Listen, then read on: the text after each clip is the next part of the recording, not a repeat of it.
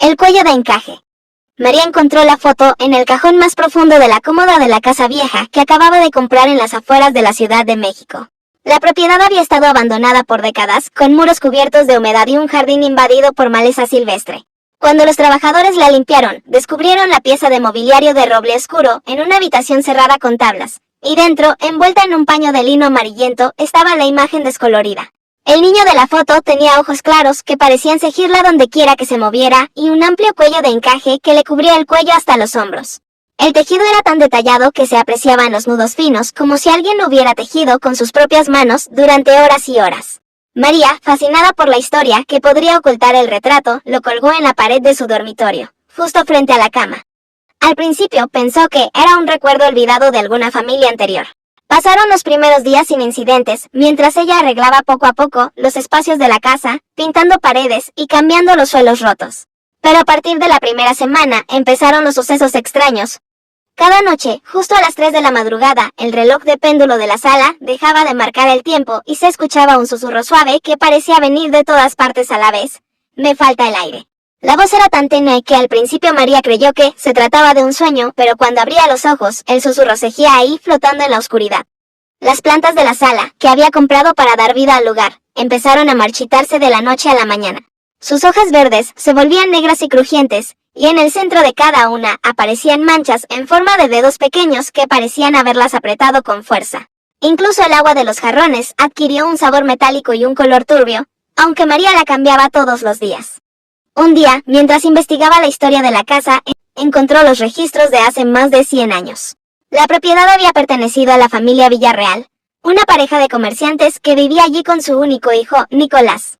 En los documentos aparecía una nota breve: Nicolás Villarreal, de 5 años, fallecido el 15 de octubre de 1912, causa, problemas respiratorios. No había más detalles, pero algo en la forma en que estaba escrita la entrada le parecía extraña. Decidida a saber más, fue a buscar a doña Rosa, la única vecina que quedaba de la época en que la casa fue habitada. La anciana vivía en una casita de adobe a unas cuadras de distancia, con un huerto de chiles y tomates en su patio. Al mostrarle la foto, doña Rosa se quedó blanca como un papel y la apartó de sus manos con gesto de horror, como si el retrato la quemara. «No deberías tener eso en tu casa, mija», dijo con voz temblorosa, llevándose las manos a la boca. «Ese es Nicolás. Yo lo escuché hablar de él cuando era niña, de mis abuelos. Decían que no murió de nada natural. Su madre, doña Elvira, era una mujer muy orgullosa y estricta. Cuando Nicolás nació con una pequeña marca en el cuello, la ocultó a toda costa. Hizo ese cuello de encaje con sus propias manos, tejido a punto de aguja, y se lo ponía todos los días, sin importar el calor o el malestar que le causara al niño». Doña Rosa se acercó a María, bajando la voz como si temiera que alguien las escuchara. Los vecinos decían que el encaje era tan ajustado que a veces Nicolás no podía respirar bien. Un día de otoño, cuando hacía mucho calor en la ciudad, doña Elvira se fue a comprar al mercado y dejó al niño solo en su habitación. Cuando regresó, lo encontró sin vida en su cama, con el cuello de encaje aún puesto, tan apretado que había dejado marcas rojas en su piel. Pero dicen que nunca encontró la paz.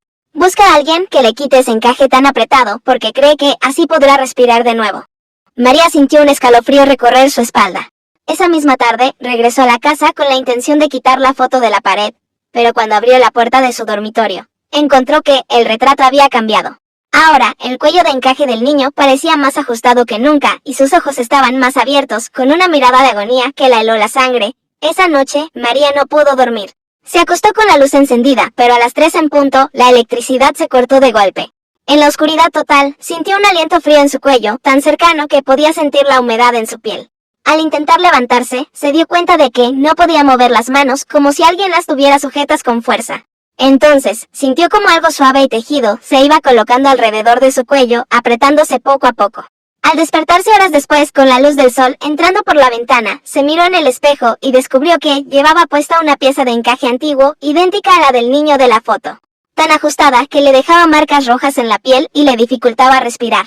En el reflejo del cristal, vio por un instante al pequeño Nicolás justo detrás de ella, con los labios entreabiertos y susurrando: «Ahora tú lo llevas. Así podré respirar». María intentó quitarse el encaje, pero los nudos estaban tan bien hechos que no lograba desatar ni cortarlos. Corrió hasta la cómoda, donde había encontrado la foto, pero el cajón estaba cerrado con una llave que no reconocía. Al mirar hacia la pared, el retrato seguía ahí, pero ahora el niño tenía una leve sonrisa en los labios, y su cuello aparecía libre, sin rastro del tejido que alguna vez lo había oprimido. Los días siguientes se convirtieron en una pesadilla. El encaje no se movía ni un milímetro, y cada noche el susurro volvía, más fuerte cada vez, «Es tu turno ahora».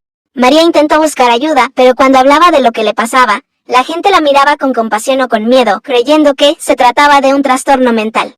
Incluso los médicos no encontraron ninguna explicación para las marcas en su cuello o para la forma en que el tejido se mantenía adherido a su piel. Una tarde, mientras buscaba en la biblioteca de la colonia, encontró un diario antiguo pertenecido a doña Elvira Villarreal.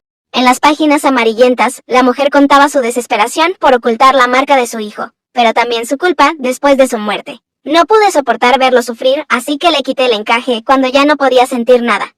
Pero en mis sueños. Él me pide que se lo vuelva a poner, que no puede estar sin él. Ahora sé que mi error lo condenó a vagar sin descanso, buscando quien lleve su carga. Al final del diario había una instrucción: para liberarlo hay que tejerse un cuello de encaje igual, con las mismas manos que lo hicieron primero, y quemarlo en el jardín de la casa, mientras se dice su nombre 3 veces. María supo entonces qué hacer. Pasó 2 días enteros tejido el encaje, siguiendo los patrones que veía en la foto y en el diario. Cada punto era difícil, como si las agujas se resistieran a hacer su trabajo, pero no se detuvo. Cuando estuvo lista la pieza, se fue al jardín de la casa al atardecer, encendió un pequeño fuego y colocó el encaje en él. Mientras ardía, repitió 3 veces: Nicolás Villarreal. En ese momento, sintió como el tejido que llevaba en el cuello se aflojaba de golpe, cayendo al suelo como si fuera un trozo de tela muerta. Al mirar hacia la ventana de su dormitorio, vio que la foto del niño ahora mostraba a un pequeño con la cara relajada, sin el encaje en el cuello y con una sonrisa tranquila. A partir de ese día, la casa volvió a ser un lugar tranquilo. El reloj de péndulo marcaba el tiempo sin problemas, las plantas volvieron a florecer y el susurro nunca más se escuchó. María guardó la foto en el cajón de la cómoda, envuelta de nuevo en el paño de lino, con una nota que decía: «Aquí descansa Nicolás. Nunca más tendrá que faltarle el aire». Pero algunas noches, cuando el viento sopla fuerte entre los árboles del jardín, parece llevar consigo una voz suave que dice: «Gracias».